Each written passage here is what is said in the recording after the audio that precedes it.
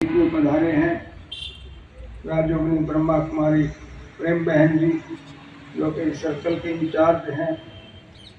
ब्रह्मा कुमारी संगीता बहन जी उसका बखूबी संचालन कर रहे हैं।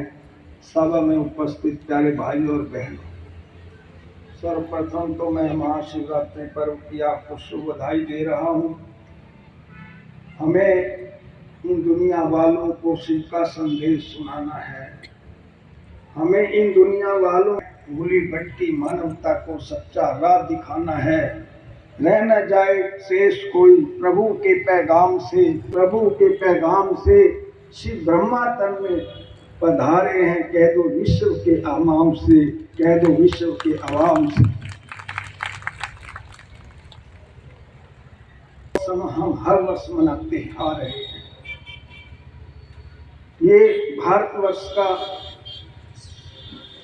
सभी उत्सवों का राजा उत्सव है, क्योंकि जितने भी उत्सव मनाए जाते हैं वो पर्सनैलिटीज की याद में हैं, परंतु शिवरात्रि सर्वात्माओं के पिता का अवतरण दिवस है, इसीलिए ये सभी उत्सवों का राजा है। ये उत्सव हम फाल्गुन मास की चतुर्दशी को मनाते हैं।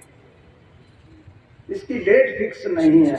यदि गांधी जयंती मनाएंगे तो 2 अक्टूबर फिक्स है, नेहरू जयंती मनाएंगे तो 14 नवंबर फिक्स है, स्वामी विवेकानंद जयंती मनाएंगे तो 12 जनवरी फिक्स है। परंतु शिवरात्रि को आपने फाल्गुन मास की चतुर्दशी से क्यों जोड़ा है? कभी इस पर विचार किया है?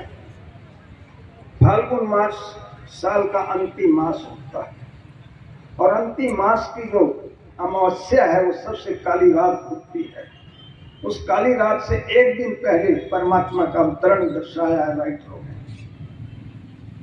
वास्तव में ये सूचक है, भाव है। परमात्मा कलयुग के अंतिम से भी अंतिम पीरियड पर अवतरित होता है, जब पाप एक्सट्रीम चला जाता है। सबसे काली रात माना अंधकार का पीरियड, अज्ञानता का पीरियड, पाप का पीरियड। उस समय परमात्मा की काल कहा जाता है। जब वो आता है तो सृष्टि का काल आ जाता है, इसलिए उस समय राइटरों ने उसको प्रलय लिख दिया। गीता इस चीज का साक्षी है कि अर्जुन में आसुरी संप्रदाय के विनाश के लिए, दैवी संप्रदाय की दिव्य स्थापना के लिए अवतार लेता हूं। परमात्मा प्रलय नहीं करता, बल्कि नई सृष्टि का सृजन कर देता है, पुराने का महाविनाश कर देता है। उसका ऐसे नवयुग की आवश्यकता थी जो किसी आकर्षण में ना आए। उसने एक मेला लगाया, उसने सब चीजें खाने की, पीने की, देखने की सब फ्री कर दी और ये शर्त लगा दी कि जो इस मेले में मेरे को ढूंढ लेगा मैं उसको राजकुमार निर्वाचित कर दूंगा। लोग आते मेले में देख के आकर्षणों में चल जाते, कोई खाने में लग गया, कोई देखने में लग गया। परंतु एक नवयुवक ने मेले की तरफ बिल्कुल आंख नहीं की और सीधा राजा को ढूंढ लिया। राजा ने कहा, भाई क्यों आपको ये मेला अच्छा नहीं लगा? उसने कहा, जी मेला तो अच्छा ही होगा, परंतु मेरा लक्ष्य तो आपको ढूंढना था। यदि आप ही मेरे बन जाओगे सारा मेला मेरा ही तो होगा। तो प्यारे भाई और बहनों, हम आत्माएं भी अपने वतन से दुनिया में उतरी हैं।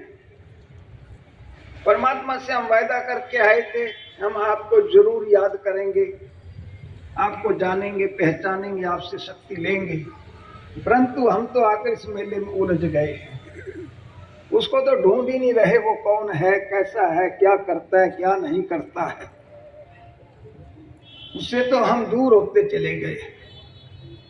इसलिए आवश्यकता है उस एक को जानने की। यदि हमने उस एक को नहीं जाना तो कुछ नहीं जाना। आज मनुष्य ने समुद्र तट से लेकर चंद्रमा तक सब कुछ छान मारा है, प्रकृति के 5 तत्वों को छान मारा है, परंतु जिसको जानना था उसको छोड़ दिया है। गुरु नानक देव जी पहले दिन स्कूल गए, मास्टर जी ने कहा बोलो एक। कहता मुझे पहले ये बता दे एक कौन है? अध्यापक उलझ गया कि कैसा बालक आया है, क्योंकि एक को जानना था